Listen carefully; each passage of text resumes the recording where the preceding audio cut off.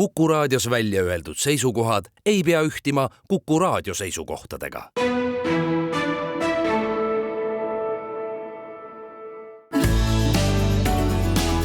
Keskpäevatund. Meie õpetaja koolis kõige parem oli, kõige parem oli, kõige parem oli. Kui ma teaks, kus on ta nüüd, tal ühe rohu viiks, imerohu viiks. Palju hoolt ja palju vaeva mega tunda sai, palju tunda sai, mega tunda sai. Kui ma teaks, kus on ta nüüd, tal ühe rohu viiks, imerohu viiks. Aga vahel juhtus nii, et koolisööklas vastu seina lendas supp või praad või magustoit ja mõni plika pihta sai. Sellega või tahvli ees seisja tabas tati kuul. Päris hea,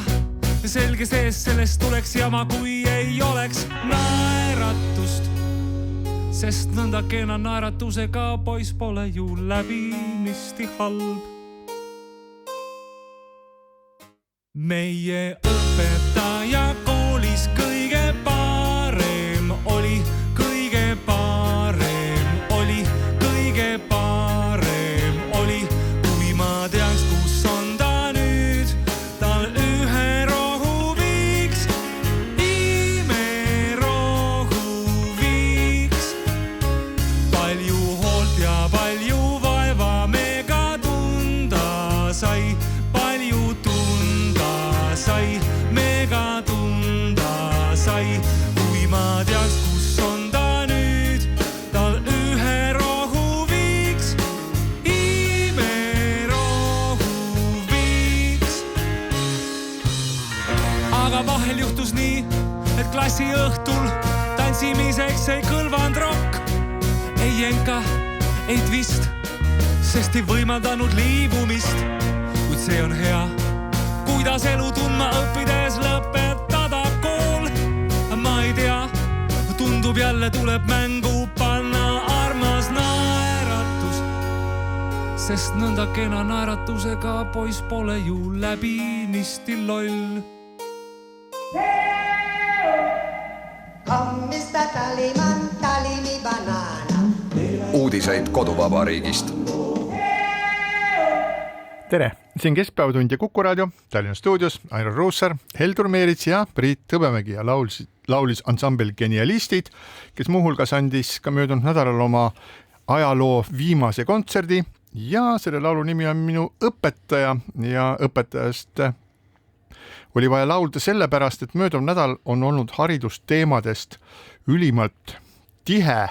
võiks isegi öelda, et tiine. Ülikoolides toimusid sisseastumisvestlused,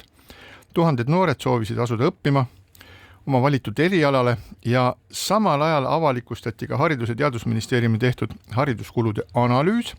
mida rahvasuus nimetatakse ka Aaviksoo raportiks ja Haridus- ja Teadusministeeriumi kodulehel võetakse see analüüs kokku niimoodi. Õpetajate palgad peavad moodustama 60% üldhariduse kogukuludest, üle tuleb vaadata investeeringute mahud ja kui see nüüd lihtsasse keelde ümber tõlkida, siis võib öelda, et majade, hoonete, ka kallite välismaa toodangu vetsupottide peale kulutakse palju rohkem raha kui õpetajate peale. Jah, eks õpikeskkond ole tegelikult ka oluline ja loomulikult on väga ilus ja armas vaadata tegelikult neid riigigümnaasiumide uusi hooneid, mis on kerkinud nii Tallinnasse kui ka väljaspool Tallinnasse, uued, moodsad, võimsad hooned. Aga kui nüüd emotsionaalselt panna kaalukausile kaks asja, et kas ilus koolimaja või hea haridus ja piisavalt õpetajaid, siis seda kaalukaussi on raske niimoodi mõõta, et ilus maja versus õpetajad. Loomulikult on õpikeskkond oluline. Täiesti ilmselgelt on oluline. Aga see analüüs tõepoolest näitab, et ilmselt on natuke liiga palju läinud võib-olla jah, akendele, ustele, kooli ümbrusele, mis on ka oluline ja vähem õpetajatel. Et me oleme küllalt näinud selliseid edukaid, mainekaid koole, mis toimivad väga nirudes ruumides ja ütleme niimoodi, et need head, mingis kohas peab kool olema, et sa ei saa nüüd kusagil metsas või linnaväljakul kooli pidada. Aga nüüd, kui mingisugune kool saab endale megamoodsa ja üliluksusliku maja, ega nüüd see ei tähenda automaatselt, et seal antav haridus meil nüüd kohe kindlasti paremaks läheb. Siin alguslaulus ka mõeldi, et võiks nagu õpetajale mingisuguse imerohu hankida, eks, ja et võib küsida, et kas see Aaviksoo raport nüüd on see, mis on see imerohi, et põhimõtteliselt siin ju nüüd nagu suurt uudist ei olnud, eks, sest et me teadsime ka enne, et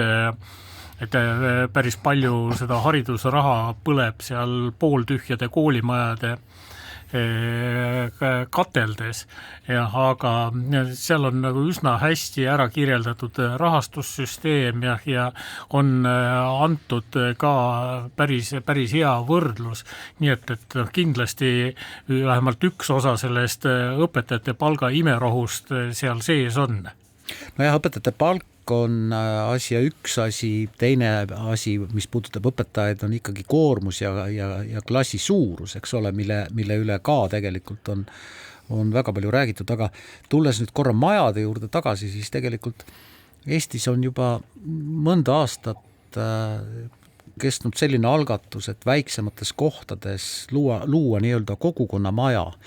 ja tegelikult see on suurepärane idee minu meelest, et kogukonna maja, kus siis tõepoolest on koos lasteaed, algkool, päevakeskus, huviring, võib-olla ka perearst, et ei pea olema kõigeks eraldi hoonet, vaid väiksemates kohtades võib see olla tõepoolest kõik koos. Aga jah, muide see uuring toob välja ka seda, et ligi 100 koolimaja üle Eesti vajab kapitaalseid investeeringuid. Aga jah, nüüd tuleks siin teha pingerida, et kas on tõesti neid koole, mis kindlasti toimivad edasi ja mis vajavad investeeringuid hoonesse ja millised koolid siis ei vaja. Ja sina, Heldur, tõepoolest viitasid, et ka siin samas Tallinna kesklinnas on mitmed väga edukad koolid, mis paiknevad väga ilusates majades, aga mille, ütleme niimoodi siis, koridoride suurus ja klassiruumide suurus ei ole võib-olla selline nagu mõnes vast ehitatud riigigümnaasiumis. Vaata, kui meil nagu raha ei ole lõpmatuseni, et siis tulebki vahet teha, et mis on hädavajalik ja oluline ja siis on seal kõrval ka niisugused asjad, mille kohta inglise keeles öeldakse nice to have. Eks, et see on ju kena, kui see sul on, aga nende taha elu seisma ei jää. Aga kui nüüd nagu taas sinna Aaviksoo raporti juurde pöörduda, siis niisuguste dokumentide lugemisel, et lisaks on kena ka silmas pidada seda, et mis siis lisaks sellele, mis seal kirjas on ka see, et mida seal ei ole. Ja seesama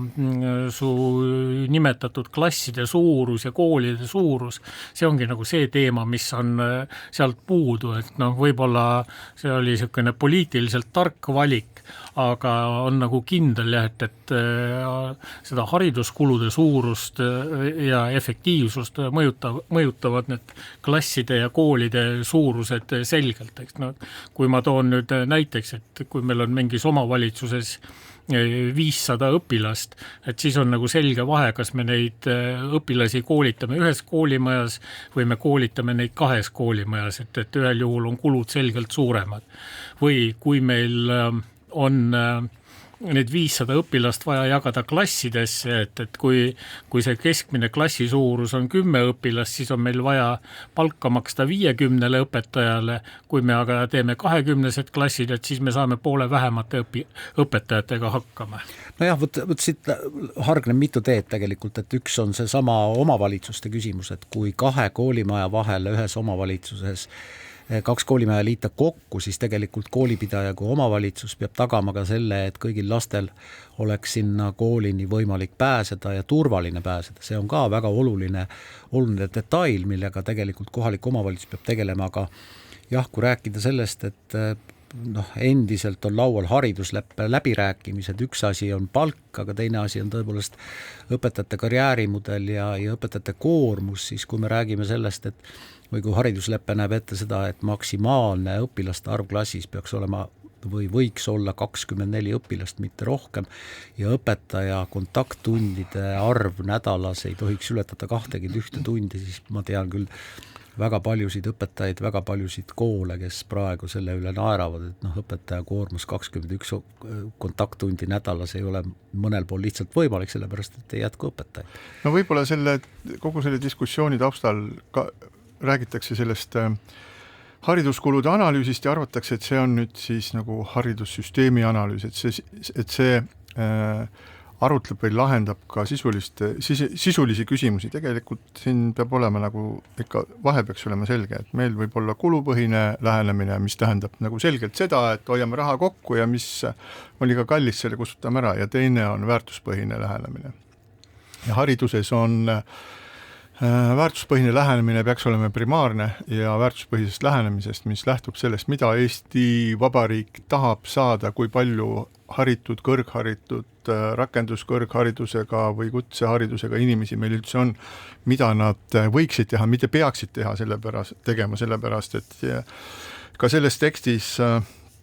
analüüsis aeg-ajalt jookseb läbi selline asi, et kui palju peaks meil olema üliõpilasi, kui palju peaks ülikoolides üliõpilasi õpetatama, kui palju peaks siis kutsekoolides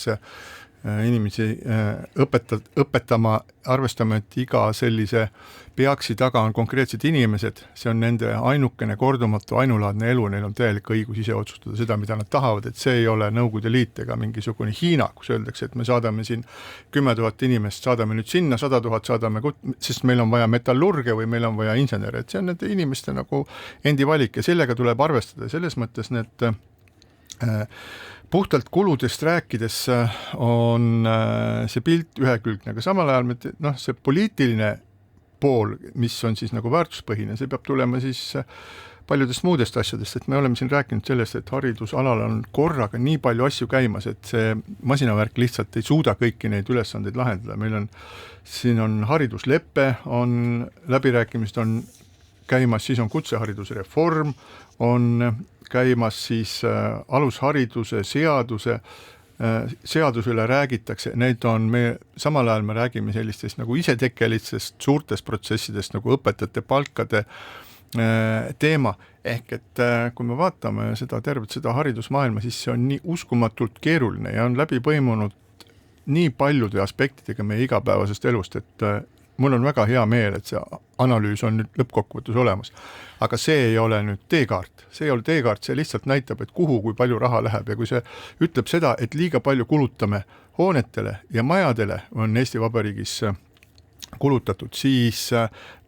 minu meelest on naeruväärne, kui uutes riigigümnaasiumites on Villeroi ja Pochi sanitaartehnika. No vabandage. Et seda ei pea isegi olema, ma ei tea, peaministri kabinetis või kabineti taga asuvas tualetis. See on asjuta raiskamine, kus kohas see tuleb, kas see on see arhitekt, kes lõppude lõpuks on sattunud 10 miljonite juurde ja tahab ei tea, mida teha, või on siis mingisugune tõukefondi raha, mis tuleb viimase sendini ära kulutada. Ma ei tea, mis selle taga on, aga tervet mõistust paistab, et mõnes kohas jääb kõvasti vajaka. Siin on kahtlemata Jaak Aaviksol õigus, et need rahad tulevad väga erinevatest allikatest ja ühtegi koolimaja pole ilmselt viimastel aastatel ilma riigipoolse toetuseta ehitatud, sest et ongi nii, eks, et need jooksvad ülalpidamiskulud on siis selle koolipidaja asi ja ehitusraha tuleb kuskilt mujalt, mis on nagu selgelt probleemi allikas. Aga kui sa, Priit, enne nüüd siin panid seda kulupoolt ja väärtuspoolt kokku, siis tegelikult me ei saa nagu unustada, et me juba finantseerimegi seda haridust üsnagi palju, eks, et kui võtta aluseks nüüd võrdlus teiste jõukate riikidega, et siin Eesti on nagu kahtlemata esirinnas ja küsimus pole, et iga hinna eest me peaksime neid kulusid kohe kärpima, aga nende samade kuludega võiks saada potentsiaalselt palju parema tulemuse. Ja absoluutselt, ja kui asja veel segasemaks ajada, siis neid samu kulusid vaadates võiks ju proovida ka ennustada ette, et millised on vajadused meie või ka meist väljaspool tööjõuturul, keda me suudame ette valmistada, et üks pool on kõrgharidus, ilus akadeemiline haridus, aga teisel pool, eks ole, rakenduslik kõrgharidus või kutseharidus. Ja näiteks, mis teeb mulle hea meelt isiklikult, on see, et Sisekaitseakadeemia populaarsus on suurepärane näide, et tegelikult on võimalik, et konkurss sinna on aasta-aastalt kasvanud. Kindlasti on taustal kuskil julgeolek, aga uued tulevikumajandusele suunatud erialad kolledžites, näiteks Virumaal nüüd alustav väga huvitav õppeaine nagu tulevikumajanduse. Et kõlab väga uhkelt, ei tea, mis sealt välja tuleb. Ma ei tea, ma kardaks, et kui sa ütled oma poeg, ma mõtlen, et sa peaksid seda tuleviku majandust õppima minema. Ei tea, mida see küll tähendab, aga äkki tuleb sulle kasuks. Võib-olla see on ebaõnnestunud nimi, see on tegelikult rohepöördega seotud. Veel hullem. Ma ei tea, miks nad seda õigesti. Kui sa nagu mõtled 30 aastat edasi, eks, et kas siis see inimene, kes täna läheb tuleviku majandust õppima, peab ütlema, et ta õppis omal ajal mineviku majandust. Kindel on see, et tegelikult õpetajaid on puudus ja õpetajate ühendus teatas näiteks, et see oli mulle täielik üllatus. Õpetaja ühenduse väitel viimase 10 aasta jooksul on Tallinna Ülikoolis ja Tartu Ülikoolis füüsikaõpetaja ettevalmistuse saanud 13 inimest.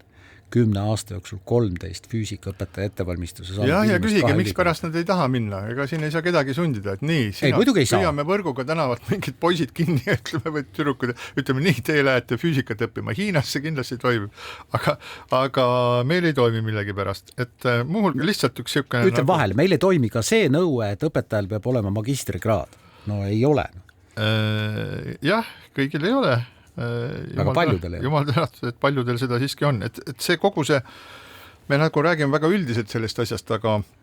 see tegelikult jaotub siis 4 suurde plokki, kus on siis see Aaviksoo analüüs, kus on siis kõrgharidus, gümnaasiumitase, põhiharidus ja alusharidus. Kõiki on siis vaadatud mitmel puhul, ütleb siis Aaviksoo oma analüüsis ja loomulikult ei ole akadeemik Aaviksoo seda üksinda teinud, seal on 10 korda inimest, kes on aidanud seda teha, ütleb seda, et väga keeruline aru saada, et kuidas kulud jaotuvad ja selle põhjuseks on siis see meie tegevuspõhine riigieelarve ehk tere talv võiks selle kohta öelda, ehk et ka riigieelarve kaudu ei ole võimalik aru saada täpselt siis, et kus kohast mingisugused, kuidas mingisugused kulud tekivad või kus nad üldse seal riigieelarves peidus on. Nüüd kõrghariduse puhul siis raport vaatleb siis, kui palju kulub siis raha ühe üliõpilase koolitamiseks ja räägitakse selles kontekstis üsna palju ka siis rakenduskõrgharidusest, ehk siis öeldakse seda, et kui meil on umbes 35 000 üliõpilast ülikoolides, rakenduskõrgkoolides on umbes 11 000, siis suhtarv võiks olla teistsugune. Sama asi on siis gümnaasiumite ja kutseõppe puhul, kus soovitakse, et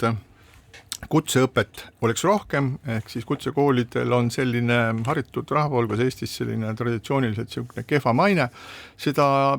paljudes muudes riikides, Saksamaal või Soomes see niimoodi ei ole. kahtlemata on siin tegu maine küsimusega ja on juttu ka mingisuguste nagu hariduskeskuste loomisest, kus nii nagu mina sealt välja lugesin, oleks siis koos nii kutseharidus kui gümnaasiumiharidus ja ma ei tea, kust kohas need tekivad ja kuidas seda tehakse põhiharidus ja siis ka alusharidus. Nii et kogu see mäng on võetud hästi põhjalikult läbi. Üks oluline teema, mis on üles tõstetud, on see, et hariduse rahastamine või siis õpetamise rahastamine on komplitseeritud ja tekitab siis probleeme. Ehk et osasid siis kõrgharidust ja riigigümnaasiumi rahastab riik,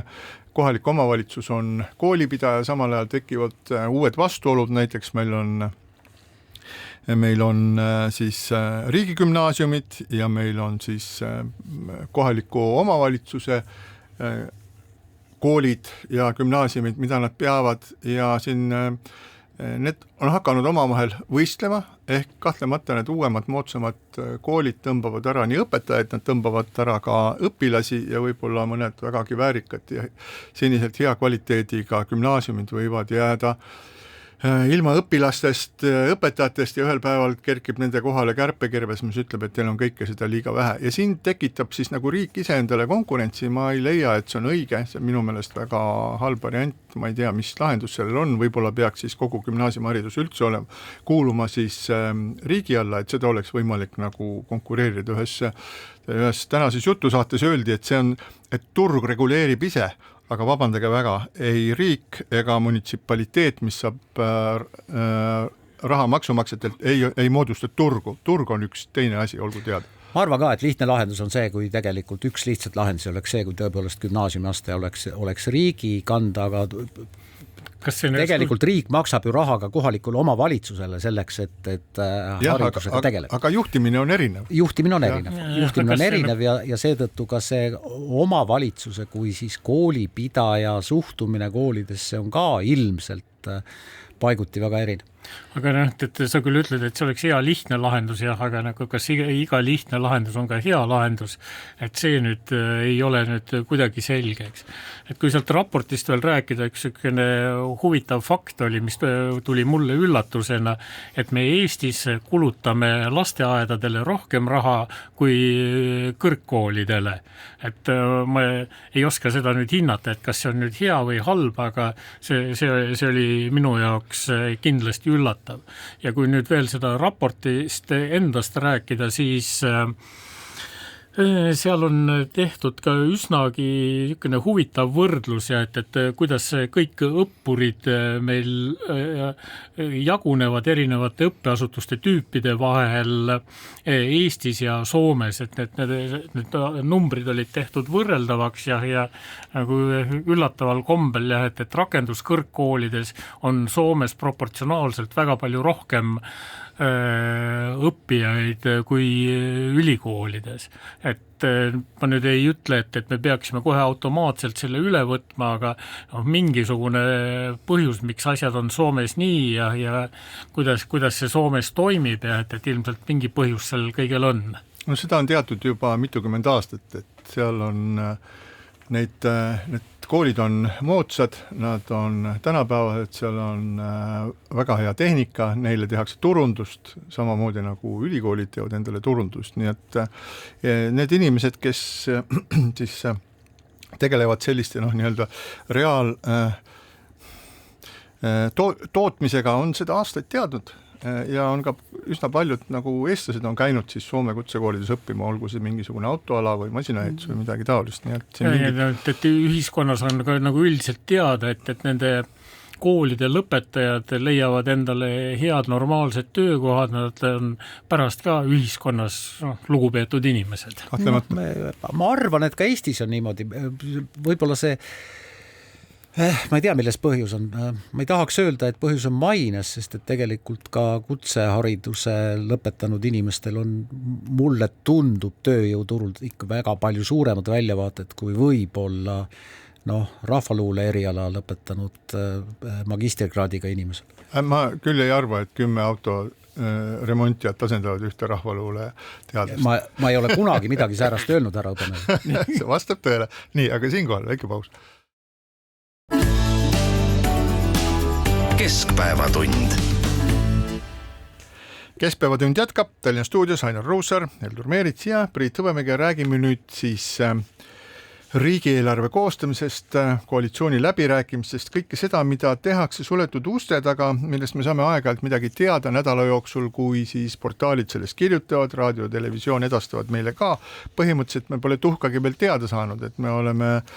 kuulnud küll uudised selle kohta, et kuidas on lood kaitsekulutustega või mida peaks tegema siis Politsei- ja Piirivalveameti haldusalas, aga need kõik on sellised ümmargused jutud, mida räägitakse suletud uste tagant välja tulles, et ei numbreid ega nimesid, nimede kohta me teame seda, et ministrikohtadest hakatakse rääkima siis alles pärast seda, kui kõikidest suurtest asjadest on kokku lepitud, aga enne saadet tekkis meil siin ka selline nali, et samamoodi on ka kõikvõimalike numbritega, kärbetega ja lõigetega, et nendest hakatakse ka võib-olla rääkima alles viimasel päeval pärast seda, kui on mõnusalt istutud ja kõikidest muudest asjadest räägitud. Esialgu me ei tea sellest tõesti veel mitte midagi. Nojah, kõnelused käivad ja tõepoolest need lakoonilised pärastlõunased koalitsiooni kõnelusi või uue valitsuse programmi kõnelusi pidavad poliitikud, kes siis ajakirjanike tulevad, on napisõnalised, aga võib-olla ongi,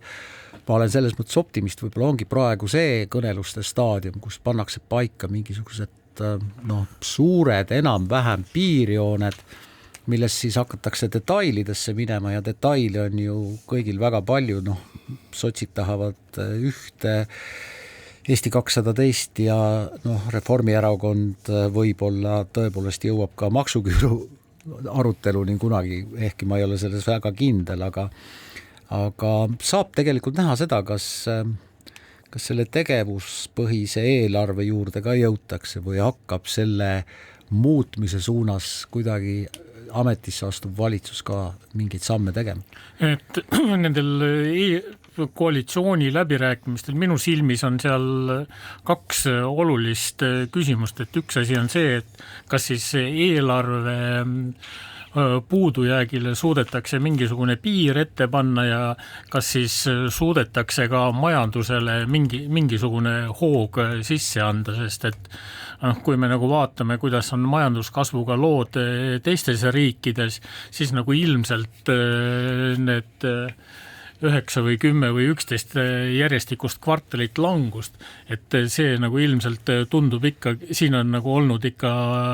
meie valitsusel selgelt oma panus ka, et see ei ole ainult see, et on nagu kehvad ilmad ümberringi ja rasked asjaolud, et siin on ilmselt valitsusel ka võimalik mingit panust anda. Aga millest nad on läbi rääkinud, Heldur, on ju see, et jah, investeeringud, mis siis aitavad ka parandada tööstust, mis kokkuvõttes aitab parandada majandust. Jube lihtne, nii on, aga kuidas need investeeringud siia meelitada ja kuidas need investeeringud panna, piisavalt suured investeeringud panna meie tööstusolukorda parandama, see on nüüd küsimärk, millele mina ei ole küll poliitikuid, kes peavad kõnelusi kuulates vastust saanud. No, et see nende praeguste teadete toon on küll nagu selline optimismi tekitav, eks jah, aga täitsa nõus, et ega me sisuliselt veel midagi ei tee, et võib-olla selline ainukene investeeringutega seonduv häiriv noot on see, et sageli kõlavad need jutud nii, et ainult välisinvesteeringud on nüüd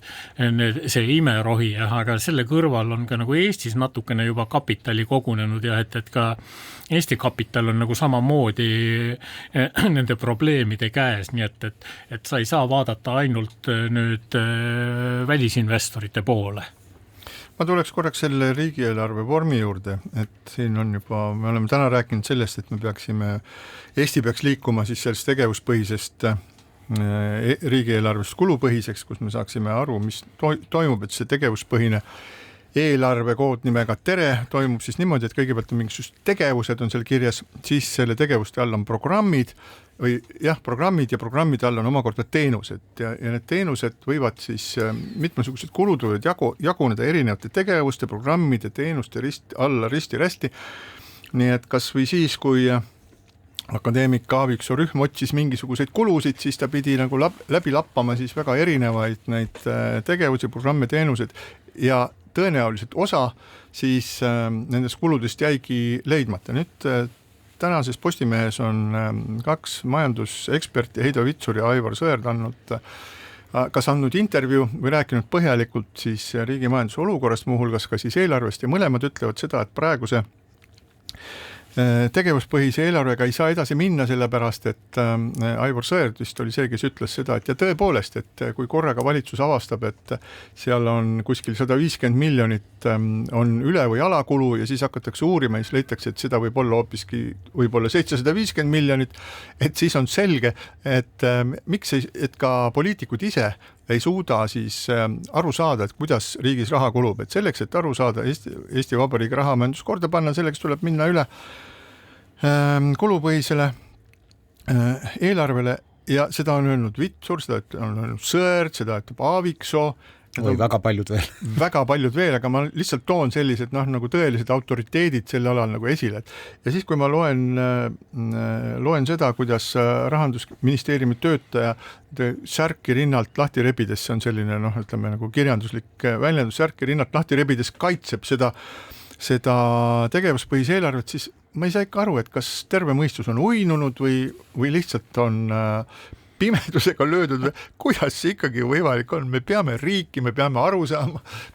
kuhu meie raha kulub, aga teha seda ümber ja üks põhjusid on, mis öeldakse, et miks seda ei saa teha, aga me hakkasime seda tegema seal juba ma ei tea, 5 aastat tagasi, siis me oleme kulutanud nii palju raha mingisuguse IT-süsteemi peale ja siis meil on inimesed selle peale välja õpetatud, no ei ole võimalik, no ühesõnaga ehitasime 2 jalaga tabureti, aga 3 jala ja 4 jalaga tabureti pole võimalik tagasi minna nende juurde, sest me oleme nii palju juba arenduskulusid selle 2 jalagse tabureti peale kulutanud. Nagu paar sõna selle tegevuspõhise eelarve kaitseks siiski ka ütleks, sest et see baasidee seal all, et see on tegelikult mõistlik. Et kui meil on mingisugune hulk vange, et siis on nagu ikkagi huvitav teada, et kui palju meil siis raha nende vangide pidamiseks läheb või et samamoodi nagu me rääkisime haridusest, et kui meil on nii palju õpilasi, et kui palju selle jaoks siis asi kulub. Aga nüüd, kui seda baasideed hakati nüüd ellu viima, et siis see on välja kukkunud nagu kuidagi väga veidralt, et kui seal on nüüd mingi, ma ei tea, kas programm või mille nimi on tark ja tore rahvas, et siis seal sul ei ole teises otsas seda tulemusmõõdikut sisuliselt ja kui sa niimoodi läbivalt üritad sinna mingisuguseid programme välja mõelda, siis tulebki tõesti nagu niisugune veidrus, aga seda sellele eelnevat olukorda kirjeldati taas jälle niipidi, et me kogu aeg kulutame ja me nagu päris hästi ei saa aru, et mille nimel me seda teeme aga nüüd see katse nagu on küll meil praktikas ikkagi nagu üsna kapitaalselt ebaõnnestunud. Vot kordan selle Heldur üle, et tegevuspõhise eelarve mõte oli ju see, et kulud on liigitatud nii, et on seatud eesmärk ja nende kasutamist oleks võimalik kuidagi mõõta. Paraku nagu sa viitasid, praktikas see nii ei ole läinud, aastast aastasse kusagilt kanduvad üle mingisugused rahad, mida ei ole suudetud kasutada, kusagil on jälle puudus ja seesama Priit, sinu poolt viidatud Aivar Sõerd tänases artiklis toob minu meelest ühe suurepärase näite ja selleks näiteks on transpordi ja liikuvuse riiklik programm, mis seadis siis tegevusepõhise eelarve raames eesmärgi vähendada liikluses hukkunud ja kannatanute arvu. Vähendada seda niimoodi, et rohkem raha paigutada ja investeerida teedesse, ehk siis raha teedesse, mõõdik vähendada hukkunute arvu, väga selged summad tegelikult. Aga olukord on see, et kuna majandusel on läinud halvasti, siis teedesse on investeeritud vähem ja kas ainult sellepärast kindlasti mitte, aga liikluses hukkunute arv on viimase 3 aasta jooksul olnud kasvutrendis. no ja, tõenäoliselt mitte ainult selline näide, mida ei, see on vaid üks näidetest. Aga kui me alustasime sellest eelarve läbirääkimistest, millest me esialgu ei oska nagu midagi öelda selle kohta, et kuhu siis lõppkokkuvõttes välja jõutakse, siis samal ajal on ju ka niimoodi, et aeg-ajalt tuleb sellest suletud ruumist tuleb välja mõni juhtiv koalitsioonitegelane, kes ütleb, et nii, et me oleme siin rääkinud sellest ja teisest, aga mul on selline tunne, et me peaksime seal mingisugusele alale, näiteks ühesõnaga näiteks politsei- ja piirivalveametile kõvasti siin raha juurde keerama, et meil on vaja teha seda, teist, kolmandat, seal tankidele relvad anda ja nii edasi. Et mis tundub nagu selline, esmapilgul tundub jumala mõistlik asi, et ja tõepoolest, et olukord on nagu ärev, et siis me ju teame seda kõike pika arutelu, mis on olnud, kas meil oli vaja, miks meil ei ole enam eraldi siis relvastatud piirikaitset, oli nüüd vaja siis seda nagu ära kaotada ja see on mingisugune sammu tagasi, mida on üritanud teha siis mitmesugused siseministrid, muuhulgas siis ka Mart Helme. Aga ma mõtlen, et need kaks asja on omavahel nagu sellises nagu olulises vastuolus, et kui me tegelikult ei tea, et millised maksud tõusevad, millele lisatakse juurde järgmine aasta, ülejärgmine aasta, milline üldse riigi rahanduslik seis päris täpselt on, et siis võib-olla lõpetaks selle uute investeeringute ja uute kulutuste festivali ära, et ei tuleks toast välja, ütleks, et me siin kõvasti kärbime, aga siis oleks vaja veel 150-250 miljonit selle teise, kolmanda, neljanda asja jaoks, et peaks lihtsalt sellise pausi ja keskenduks ühele asjale ja ei püüaks ise ennast siis kuidagi nagu mingisuguse sootsu teema peal üles tõsta. Jah, nüüd rääkimata sellest, et kui nüüd viidata sellele politseinike tankitõrjerelvadele, et siis nagu Eestis on juba olemas tankitõrjerelvad ja kui siin isegi kaitsevägi. Just ja kui mõelda sellele, et kui pikk võitlus oli nende erinevate laevastike ühendamisega, et nüüd hakata jälle mingisuguseid paralleelstruktuure looma, tundub nagu väga veider idee. Ütleks nii, et kõigega, mis mõttetalgutel pähe tuleb, ei maksa kohe avalikkuse ette tulla. Ja siinkohal väike paus. Keskpäevatund. Ja Keskpäevatund jätkab. Kuku Raadio Tallinna stuudios Ainar Ruussaar ja Heldur Meerits. Ja räägime nüüd natukene mitmesugustest teemadest, mis on sellest nädalast silma jäänud. Võib-olla kõik Eesti meediahuvilised ei ole nii põhjalikult jälginud seda, mis on toimunud Soomes, aga Soomes terve selle nädala räägiti ühest seadusest, mis põhimõtteliselt annab võimaluse piiri pealt tagasi saata ja üldse mitte hakata nendega tegelema. Need inimesi, kes siis nii-öelda lükatakse, on see siis nähtav või mitte nähtav tegevus, teisele poole Soome piiri Venemaa poolt. Et need on need kurikuulsad hübriidrünnakud, mida on tehtud siis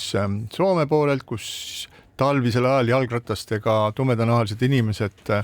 sadade kaupa toodi siis või suunati venepoolsetesse Soome piiripunktidesse ja soomlased olid nendega üsna hädas sellepärast, et nende seaduste kohaselt tuleb sellistele inimestele, kes kas või tuleb sinna nigeerlane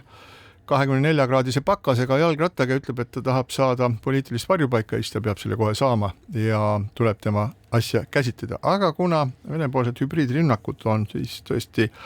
Soomele tuska teinud, siis võttis Soome parlament nüüd pärast suuri jagelemisi vastu seaduse, mida nimetatakse soome keeles käännutuslagi või tagasisaatmisseadus eesti keeles võiks olla, mis ütleb seda, et kui sellised inimesed tekivad sinna piiri peale ja võib arvata, et see on tegu osa hübriidrünnakust, et siis neile ei tule anda võimalust varjupaika paluda, vaid nad tuleb lihtsalt tagasi saata ja Soome ühiskonnas toimus suur arutelu selle üle, väideti, et see on Soome põhiseaduse vastane. Ja eile võeti see seadus siiski vastu ja see point, miks sellest asjast rääkida, on siis see, et meie näeme siin Eestis päris tihti sellist olukorda, et kus meil on näiteks, mitte tihti, aga aeg-ajalt, et kui meil on mingisugune selline seadus, mis tundub nagu mõistlik, eriti sellises nagu viletsas rahvusvahelises olukorras peaks sellega tegelema, aga siis on kindlasti 2-3 inimest, kellel on oma tõsine sõna öelda põhiseaduse rakendamise asjus ja nad ütlevad, et ei, et me ei saa seda mingil tingimusel teha, sellepärast, et põhiseadus meil seda ei luba. Ja minu selline paatus on siin pigem selles, et kui ajad on ärevad, kui piirinaaber on läinud segaseks, on verehimuline, võib iga hetk teha tont jääb mida ja tõepoolest tont jääb mida, et siis ei maksa nii kõvasti olla selles nii-öelda selles seadusraamistikus kinni, et aeg-ajalt tuleb tegutseda siis kiiresti, leidlikult ja võib-olla ka mõnes kohast, ühest teisest kohast üle nurga lasta. Täpselt nii ja Soome piirivalve tegelikult tegutses ka enne selle seaduse vastuvõtmist niimoodi, et ta tegelikult need migrantide rünnakud ju lükkas tagasi ja sulges piiripunktid ja üle piiri neid ei lasknud. Seda sama on teinud ka Eesti piirivalve, kui Venemaa püüdis üle Narva silla siia saata migrante, aga tegelikult selle Soome seadustamise puhul on kõlanud hääli, et see on vastuolus rahvusvaheliste normide ja Euroopa Liidu õigusega ja püütakse ühte patta panna selle, mis toimub kusagil Lõuna-Euroopas, Aafrikast üle Vahemere saabuvate migrantidega või siis siin migratsioonirünnakutega, mille all kannatab ka Leedu, meist palju rohkem, Valgevenest lähtuvad ju pidevalt migratsioonirünnakud, et tegelikult seda seadust oli vaja, see läks läbi napi häälteenamusega, aga läbi ta läks ja ühtegi erapooletut selle seaduse hääletusel Soome parlamendis ei olnud, et tegelikult Soome seadustas olukorra, millega Soome piirivalve tegeles ka enne seaduse vastuvõtmist. Ma ka rõhutaks siin just neid juriidilisi konstruktsioone, eks, et Soomes oli vajalik 5/6 parlamendi liikmetest pidid poolt hääletama, et selle seadusega saaks edasi minna, see nüüd ei ole veel lõplikult vastu võetud. Aga et mis Eesti kontekstis just tundubki, et meil leidub seda juriidilist fetišismi natukene liiga palju ja et kui mõni autoriteetne inimene ütleb, et see on põhiseadusega vastuolus, siis see peaaegu, et nagu lõpetab diskussiooni, aga see soomlaste eeskuju näitab meile ja et rohkem pragmaatilisust ja et juriidika on küll ta on iseenesest üks loogiline süsteem ja see, mis põhimõtteid seal rakendatakse, et sellel on nagu oma põhjused olemas ja aga samas nüüd sellest ei tohiks teha ka päris hullusärki, et mis meid takistab mõistlike otsuste tegemist. Et umbes samasugune olukord on meil olnud ka kaitsejõudude osas, et mille puhul räägitakse, et neid ei tohi mitte millekski muuks kasutada kui ainult sõjategevuses. Et aga mingisuguste loodusõnnetuste või ka isegi väga suurte rahutuste korral, et kuigi nagu see tänane kirjatäht vist keelab seda, et ilmselt need praktilised vajadused võivad mõnikord ikkagi nõuda, et me peame kaitseväge ka siseriiklikult kasutama. Mulle väga meeldis see, mis sa ütlesid, et mina nimetasin seda üle nurga laskmiseks ja ma sain ise aru, et see kõlab ka halvasti, aga sa nimetasid seda pragmaatiliseks lahenduseks ja see kõlab palju paremini. No ja emotsioonid on ka siin sellised asjad, mida väga jõuliselt kasutatakse. Üks selline emotsionaalne väljend on inimõigused. Kui me räägime inimõigustest, siis me enam-vähem kõik saame aru, millised on inimõigused, aga siis kui räägitakse sellest, et Venemaa mahitatud mitte valgenahaliste migrantide hordidel, kes on suunatud naaberriigi piirile, on samasugused inimõigused nagu selle riigi elanikel, kes neid migrante piirilt tagasi tõrjuvad. Siis ei ole nii. Ja nii lihtne ongi. Siin ei ole põhiseadusega mitte midagi. Üldiselt isegi inimõiguste alast haridust või sellist nagu, ma ei tea, või kampaaniat oleks kasulik teha, sellepärast, et eriti just sellised Venemaa taolised diktaatoririigid armastavad inimõiguste alla suruda ükskõik mida. Õudselt armastavad rääkida. Ja tegelikult on need punktid, mis asjad on inimõigused, mis on rahvusvaheliselt üldtunnistatud, need on väga selged ja siis on sellele terve hulk juurde poogitud asju, mida siis teatud hulk inimesi arvab, et need võiksid ka olla, aga need tegelikult ei ole. Aga räägiks paar sõna ka sellest, et sellel nädalal oli selline huvitav uudis, et erakond rahastamise järelevalve komisjon siis teatas, et 4 erakonda peavad sihtasutusele Liberaalne kodanik tasuma kokku üle 90 000 euro, tagastama neile selle raha, mille nad väidetavalt siis jäid nagu võlgu selle eest, et nad said sellelt liberaalsed kodanikud ehk